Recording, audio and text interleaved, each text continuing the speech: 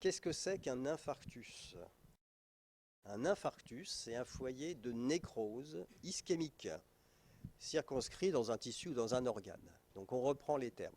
Foyer de nécrose, ça veut dire que c'est un foyer où il y a de la mort cellulaire. Cette mort cellulaire, elle est induite par la privation des apports de sang. Donc c'est une nécrose d'origine ischémique, c'est bien clair. Donc là on parle d'ischémie irréversible.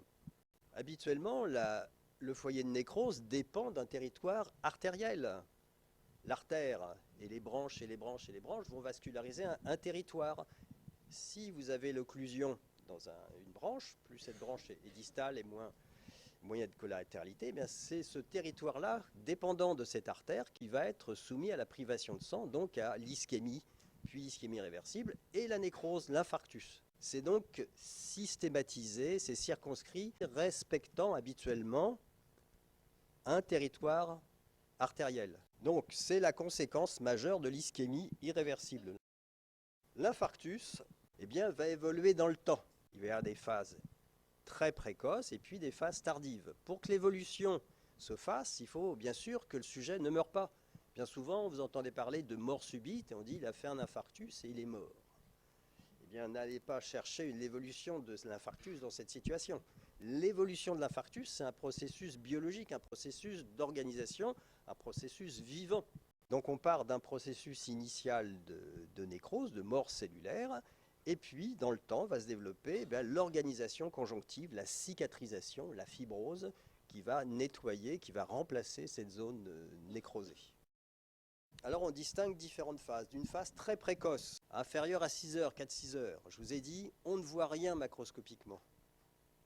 Si vous prenez des prélèvements au hasard et que vous les regardez au microscope, vous ne verrez rien au microscope. Il n'y a pas de traduction morphologique, ni macroscopique, ni histologique.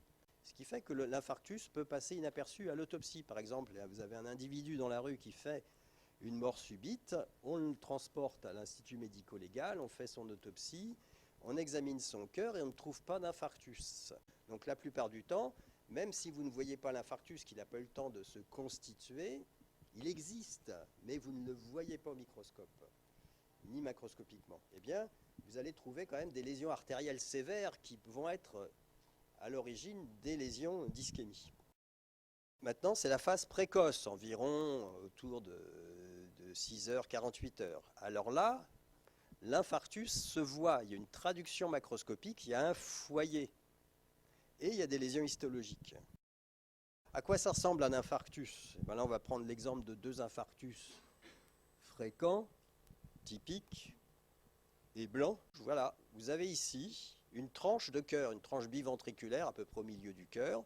On va dire que ça, c'est l'avant, c'est le ventricule gauche, la paroi libre du ventricule gauche, le septum, le ventricule droit. Et vous avez ici un foyer décoloré. Vous en avez un autre ici d'ailleurs. Voilà un infarctus. Dans ces infarctus, qui sont des blancs, infarctus blanc, par privation des apports de sang, eh bien le tissu, le muscle, est privé de sang, donc il perd sa couleur. Pareil pour le rein. Vous avez ici une tranche de rein, le cortex, et vous avez un foyer blanchâtre. Ces infarctus, habituellement, dépendent d'une lésion artérielle. Ils ont une systématisation artérielle, ce qui explique qu'ils ont une forme souvent pyramidale, avec un sommet vers le huile, vers les vaisseaux, et une base vers la périphérie. Si on revient à cet infarctus du myocarde, on voit qu'il fait toute l'épaisseur de la paroi, on va le qualifier de transmural. Vous en entendrez beaucoup parler en médecine, en cardiologie, on a des infarctus transmuraux, des infarctus sous-endocardiques qui ne touchent pas toute l'épaisseur de la paroi du ventricule. Ça, on le voit bien ici pour cet infarctus du rein, cet infarctus blanc du rein. Vous voyez en périphérie, il y a un liseré rouge. Ce liseré rouge correspond à une hyperémie, il y a trop de sang, il y a une réaction inflammatoire qui se développe au contact de l'infarctus. En histologie, qu'est-ce qu'on voit au microscope? Eh bien, on va voir de la mort cellulaire, ce qu'on appelle, nous, en pathologie, de la nécrose. C'est une nécrose qu'on qualifie de nécrose de coagulation parce qu'elle ressemble à la nécrose qu'on induit lorsqu'on brûle un tissu avec une source de chaleur. Les cytoplasmes deviennent hyper rouges, les noyaux vont disparaître. Au début se rétracter, on dit qu'il y a pycnose des noyaux, et puis les noyaux vont disparaître. Et autour, il y a une réaction inflammatoire. Cette réaction inflammatoire fait partie, quand vous apprendrez l'inflammation, fait partie de l'inflammation, de la phase aiguë, la phase vasculo-sanguine de l'inflammation, et ça le caractérise par une hyperémie, il y a trop de sang, il y a trop de cellules. D'abord des polynucléaires neutrophiles, et puis très rapidement, les polynucléaires neutrophiles laissent la place aux macrophages. Voilà à quoi ça ressemble. Vous avez ici un infarctus du myocarde. Vous avez des cellules, vous voyez, qui sont hyper rouges. On ne voit plus de striation Z. Les noyaux sont à peine colorables, ils sont pycnotiques, et là même, il n'y a plus de noyaux. Voilà ce que c'est que la nécrose de coagulation. Pareil pour le rein. Vous voyez les tubes. Les tubes sont les structures les plus sensibles à l'ischémie dans le cortex. Le glomérule paraît normal, l'artère paraît normale, mais vous voyez, les tubes proximaux sont nécrosés. Il n'y a plus de noyaux, il y a un aspect hyper rouge des cellules tubulaires. Voilà la nécrose de coagulation. Et puis, cette nécrose de coagulation s'accompagne d'une infiltration inflammatoire avec des polynucléaires et ensuite, très rapidement, des macrophages. Ces cellules inflammatoires vont avoir un rôle qui va permettre de passer à la phase suivante. Au-delà du deuxième jour, eh bien, ça va être la phase intermédiaire, la phase de nettoyage, la phase de détertion du foyer de nécrose. Macroscopiquement, l'infarctus se voit. Vous avez ici toujours la même chose, un infarctus du myocarde, ventricule gauche, septum, paroi libre. Ici, un infarctus ou antérieur ou postérieur, là, j'arrive pas à m'orienter.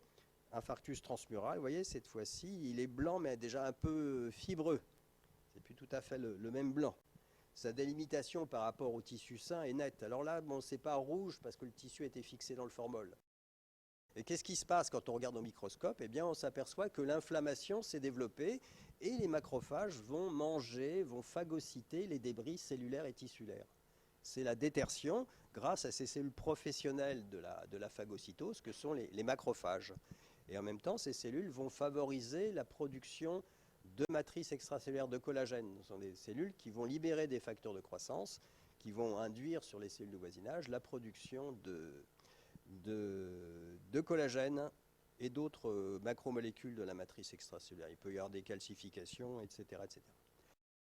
Puis le temps passe, si le sujet ne meurt pas, et la réaction inflammatoire va se calmer, la fibrose va être développée, le tissu va être organisé. Qu'est-ce qu'on voit à la place? Toujours du tissu fixé par le formol. Eh bien, vous voyez ici une coupe de cœur transversale et vous avez ici une grande cicatrice. On évolue vers la cicatrice fibreuse. C'est une cicatrice qui occupe toute l'épaisseur de la paroi. C'est un infarctus transmural. Vous voyez ici l'épaisseur normale ou un peu augmentée. Et ici, c'est atrophique. Pareil ici, vous voyez? Donc on va aller vers une cicatrisation de l'infarctus. Le processus nécrotique est fini. L'inflammation va se tasser. La fibrose s'est développée. Qu'est-ce qui peut se passer dans ces semaines et ces mois qui vont suivre? Eh bien, si l'infarctus est particulièrement volumineux, va s'instaurer un état d'insuffisance cardiaque chronique. Et bien souvent, ces cœurs se dilatent. On va vers des gros cœurs dilatés, ce qu'on appelle le remodelage, avec la dilatation du ventricule, qui traduit habituellement une réduction importante de la masse contractile. Il y a une grosse perte en masse contractile, il y a une insuffisance cardiaque.